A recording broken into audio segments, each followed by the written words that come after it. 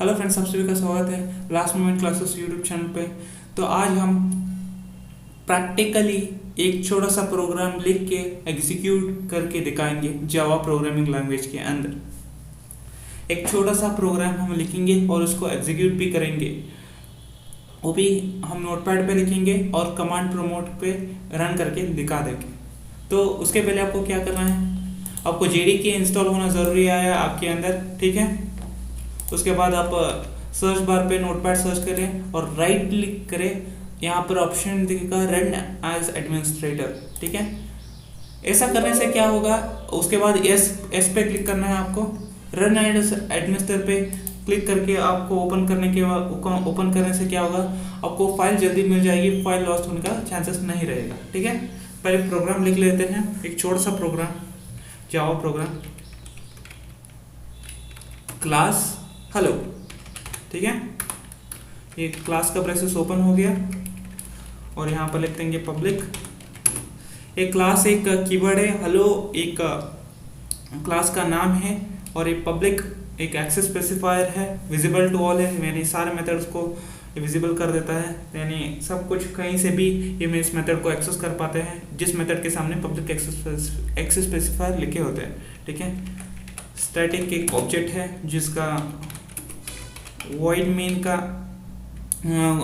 किसी भी मेथड के लिए कॉल करने के लिए ऑब्जेक्ट की ज़रूरत है, लेकिन वॉइड मेन के लिए कोई ऑब्जेक्ट नहीं है, इसीलिए हम स्टैटिक लिखते हैं ताकि ये ऑब्जेक्ट की जगह ले सके, ठीक है।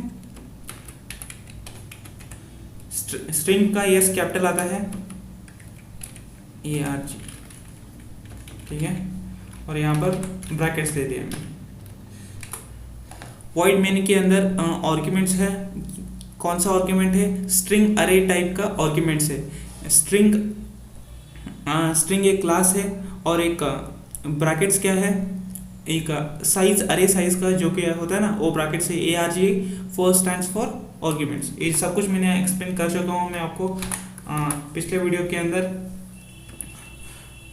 जावा प्रोग्रामिंग, जावा एक simple structure of Java program के अंदर, तो आज मैं प्रैक्टिकली करके दिखा रहा हूँ, ठीक है।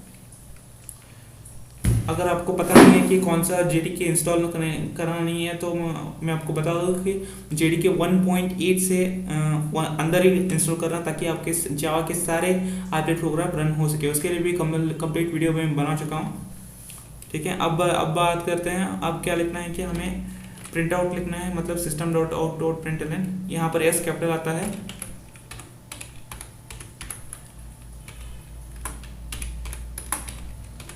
Print LN, okay. यहाँ पर आप कुछ भी मैसेज दे सकते हैं, जैसे कि मैंने लिख दिया हेलो वर्ल्ड,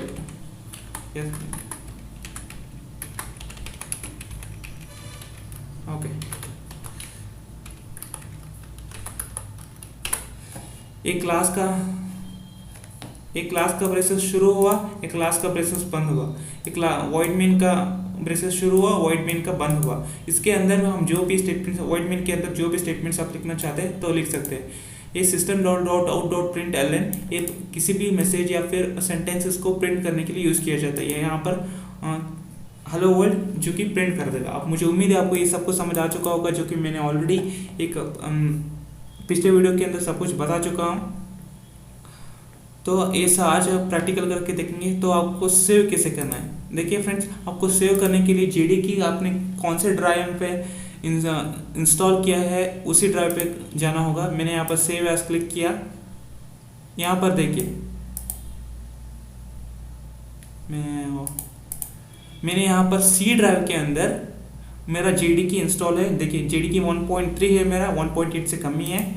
तो यहाँ पर जेडीके 1.3 के मैं फिर से दिखा देता हूँ आपको, ताकि आपको, मैंने यहाँ पर माई पीसी के अंदर हूँ, ठीक है। उसके बाद मैं C ड्राइव के अंदर जाता हूँ, उसके बाद जेडीके 1.3 है, यहीं पर है मेरा।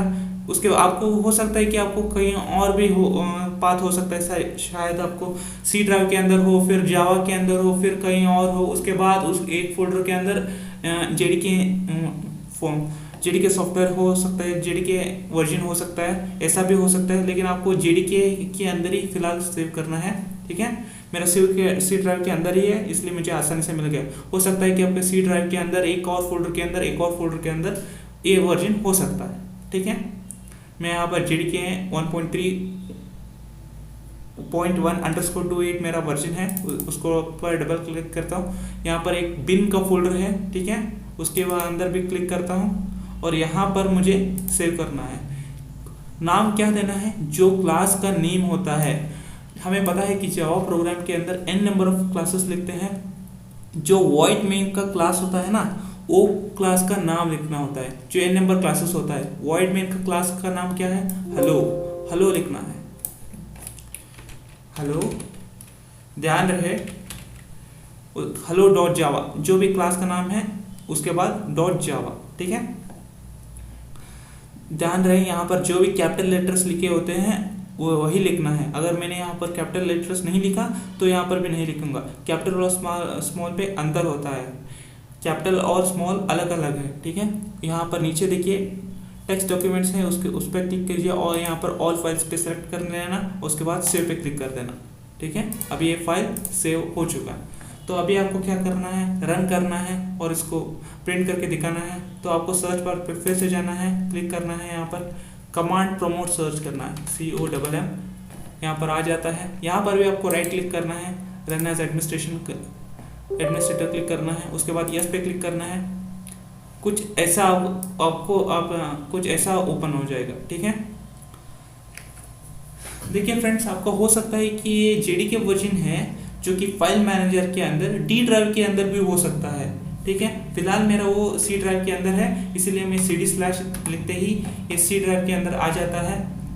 अगर आपका क्या हो JDK वर्जन D ड्राइव के अंदर है, यहाँ पर D कॉलम लगा देना है आपको। ठीक है, D कॉलम लगा देना है, उसके बाद एंटर कर देना है। Sorry, D is not in okay. फिलहाल आपको D ड्राइव के अंदर है तो आपको D ड्राइव ही लगाना है। ठीक है, फिलहाल मेरा वो सब कुछ C ड्राइव के अंदर है JDK वर्जन में, फिलहाल इसको इसीलिए CD/ करके मैं कर रहा हूँ। ठीक है, अभी CD/ करने के बाद मैं C ड्राइव के अंदर पहुंच चुका हूँ। C ड्राइव के अंदर कौन कौन से फोल्डर है, या तो आप फाइल मैनेजर के अंदर जाके चेक कर सकते हैं। इस तरह से मैं PC पे गया और C ड्राइव के अंदर जाया, फिर यहाँ पे ऐसे चेक कर सकता हूँ मैं, या फिर डायरेक्टली यहीं पे से ही मैं dir लिख देता हूँ। dir मुझे यहाँ पर जो भी फोल्डर्स हैं, यहाँ पर फाइल मैनेजर के अंदर जो भी फोल्डर्स हैं मुझे यहीं पर दिख जाएगा।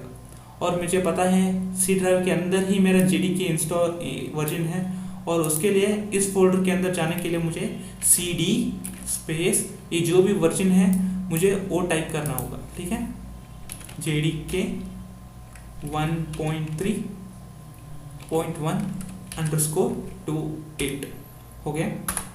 देखिए मैं एंटर हो गया। हो सकता है कि अगर C ड्राइव के अंदर, मैंने आपको बताया कि C ड्राइव के अंदर एक फोल्डर के अंदर उसके अंदर आपका JDK वर्जन हो सकता है। तो आपको क्या लिखना है,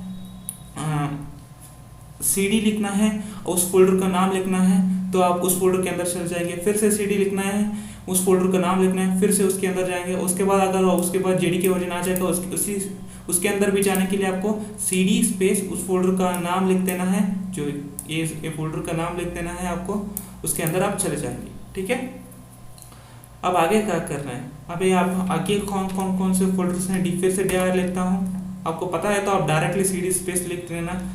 मैं आपको बताने के लिए ये सब समझाने के लिए कोशिश कर रहा हूँ। देखिए, इसके अंदर फोल्डर के बाद बिन है, डेमो है, ये सब कुछ है। हमने बिन के अंदर सेव किया था प्रोग्राम को। ये देखिए यहाँ पर बिन है ना, इसीलिए CD/bin लिख देना है आपको। ये देखिए बिन के अंदर मैं चला गया। अभी मुझको कंपाइल करना है। ठीक है, कंपाइल करने से पहले मैं वो प्रोग्राम दिखा देता हूँ जो कि मैंने सेव किया है। ये देखिए मैंने कौन सा प्रोग्राम सेव किया, hello.java। ठीक है, ये देखिए ये है ना hello.java, ये प्रोग्राम है hello.java। अभी देखिए सिर्फ hello.java, उसके आसपास उसके पीछे देख लीजिए, आगे पीछे देख लीजिए HTML है, ext कुछ है। ठीक है, अभी देखिए मैं कंपाइल करता हूँ। कंपाइल करने के लिए क्या करना होगा, जावा सी। ठीक है, फाइल का नाम मतलब प्रोग्राम का नाम hello.java, ठीक है, इसको लिख देना है। अभी क्या होगा, अभी कोई एरर नहीं है, इसका मतलब है जो भी हमने प्रोग्राम का लिखा है वो बिल्कुल सही है। और ये ध्यान रहे, जब आप प्रोग्राम लिखते हैं यहाँ पर स्ट्रिंग का एस कैपिटल होता है, सिस्टम का एस कैपिटल होता है, ठीक है। अभी मैंने इसको कंपाइल कर दिया, जावा सी प्रोग्राम का नाम .java, ठीक है। इसको एक करते ही आपका कोई भी एरर नहीं आए तो समझ लीजिएगा आपका प्रोग्राम सक्सेसफुली कंपाइल हो चुका है। तो अभी हमें दिखा देता हूँ dir करके, सॉरी, अभी देखिए हेलो जावा के पीछे ये हेलो जावा के ऊपर ext था, उसके नीचे html था। अभी hello.class आ चुका है, ठीक है। अगर आपको याद हो तो स्टार्टिंग के क्लास 1-2 क्लासेस के अंदर मैंने बताया था कि जब भी आप जावा प्रोग्राम को कंपाइल करते हैं तो एक और फाइल क्रिएट हो जाता है जिसका नाम है .class। .java से आप जब कंपाइल करते हैं तब आप हमें मिल जाता है .class। .class को क्या कहते हैं हम, बाइट कोड कहते हैं। ये क्या है वो .class, एक बाइट कोड है, ठीक है।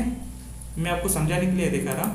अभी आपको क्या करना है, रन करना है। रन कैसे करना है, जावा हेलो, और ये जावा क्या है, ये कंपाइलर इंटरप्रेटर है, ठीक है। ये जावा से हमने जो भी किया था ये कंपाइलर है और ये इंटरप्रेटर है। मैंने आपको बताया था कि जावा के अंदर 2 स्टेजेस होते हैं, टू स्टेजेस होते हैं, जो कि 2 स्टेज सिस्टम भी हम कहते हैं, जो कि हम जावा प्रोग्राम को कंपाइल करके हम बाइट कोड को लेते हैं। और दूसरा स्टेज ये है कि बाइट कोड को हम इंटरप्रेटर के पास भेज देते हैं और इंटरप्रेटर उसको एग्जीक्यूट करके हमें आउटपुट दे देता है, ठीक है। जावा जो कि इंटरप्रेटर है, हेलो क्या है, हेलो हमारा प्रोग्राम का क्लास का नाम है, ठीक है। अभी मैं इसको एंटर करता हूं, ओके। ये देखिए हमें मिल चुका है हेलो वर्ल्ड। ये हेलो वर्ल्ड क्या है, यही वो हमारा मैसेज है जो हमने यहाँ पर पुट किया था, ठीक है। मुझे उम्मीद है आपको सबको समझ आ गया होगा। आपको यहाँ पर सबसे पहले हमने प्रोग्राम लिखा, उसके बाद कमांड प्रमोट पेज गए, उसके बाद हमने फोल्डर कौन सा है सबसे पहले वो सेलेक्ट किया, ठीक है। अगर हम उसके लिए हम ज़्यादातर हमारे पाथ जो है वर्जन जो कि सी ड्राइव के अंदर ही होता है ज़्यादातर, उसके लिए cd/ हम लिख देते हैं। उसके बाद अगर उसके बाद आपको फोल्डर का नाम है याद है कौन सा फोल्डर के अंदर आपका JDK इंस्टॉल है, तो आप cd स्पेस उस फोल्डर का नाम लिखिए। उसके बाद फिर से उसके दूसरे फोल्डर के अंदर JDK है तो उसके बाद cd स्पेस उस फोल्डर का नाम लिख दीजिए, उस फोल्डर के अंदर आप चले जाएंगे। अगर आपको पता नहीं है फोल्डर का नाम क्या है तो आप फाइल मैनेजर पे जाके दे सकते हैं, या फिर dir आप टाइप कर दीजिएगा, आपको सारे फोल्डर्स का नाम आ जाएंगे। उसके बाद आप जिस भी फोल्डर पे अंदर जाना चाहते हैं उसके हिसाब से cd स्पेस उस फोल्डर का नाम लिखते हैं, उसके अंदर आप चले जाएंगे, ठीक है। इसी तरह जब उस फोल्डर के अंदर चले जाएंगे तो आप JDK वर्जन के अंदर चले जाएंगे तो बिन के अंदर चले जाएंगे आपको, क्योंकि हमने प्रोग्राम बिन के अंदर ही सेव किया है।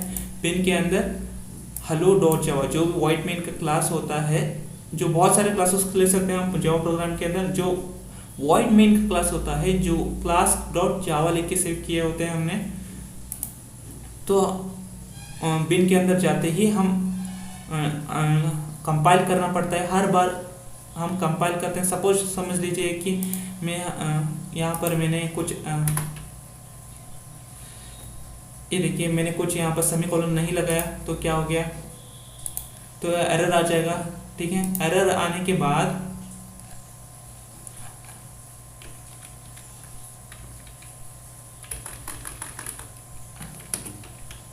मैं ये भी करके दिखा देता हूँ ताकि आपको कुछ भी डाउट ना रहे। तो मैं अभी कंपाइल करता हूँ, देखिए एक एरर आ गया, क्या, hello.java के अंदर सेमीकोलन मिसिंग है, यहाँ पर सेमीकोलन मिसिंग है। तो अभी मैंने सेव नहीं किया, ठीक है, सेव नहीं किया, फिर से कंपाइल करता हूँ मैं, देखिए फिर से एरर आ जाएगा, यानी कि हर बार अगर कुछ एरर आ गया प्रोग्राम के अंदर, तो जब आप सॉल्व करेंगे तो हर बार आपको सेव करना पड़ता है प्रोग्राम को। भले ही उसके अंदर आप पूरी तरह से चेंजेस मिटा चुके हैं एरर को, उसके बाद सेव करेंगे, फिर से आप कंपाइल करेंगे, तब आपका एरर चला जाएगा। यानी कि हर बार प्रोग्राम के अंदर जो भी आप चेंज करेंगे उसके बाद आपको सेव करना ज़रूरी है। उसके बाद कंपाइल करिएगा, हो जाएगा कंपाइल। उसके बाद आप इसे आप डायरेक्टली रन कर दीजिए, सब काम हो जाएगा। देखिए ये आ गया ना हेलो वर्ल्ड। तो इसी तरह से ये काम करता है। मुझे उम्मीद है आपको सब कुछ समझ आ चुका होगा। इस पर अगर कुछ भी डाउट्स हो तो प्लीज़ कमेंट सेक्शन में कमेंट करिएगा। मिलते हैं अगले वीडियो में। Till then take care, bye bye.